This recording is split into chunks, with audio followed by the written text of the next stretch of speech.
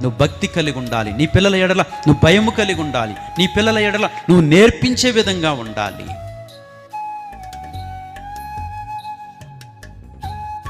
స్తుతించేవారిగా ఉండాలి, రోదించేవారిగా ఉండాలి, ప్రార్థించేవారిగా ఉండాలి, కన్నీరు కార్చేవారిగా ఉండాలి. పిల్లలు ప్రస్తుత కాలంలో నీకు ముద్దేమో. నువ్వు నేర్పించవలసిన ఈ యొక్క విద్య నేర్పించకపోతే రేపొద్దున నీకు దూరం అయిపోతారు. ఎంతకాలమో తెలుసా? ఈ లోకంలో దూరం అవుతారు, తరువాత అనంతరం యుగయుగాలు దూరం అయిపోతారు, యుగయుగాలు దూరం అయిపోతారు.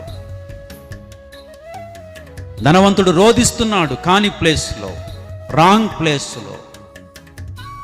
నాకు ఇంకా 5 సహోదరులు ఉన్నారు, వారు కూడా ఈ యాతనకరమైన స్థలానికి రావలసిందేనా? రోదన ఎందుకో తెలుసా? మరణము చిన్న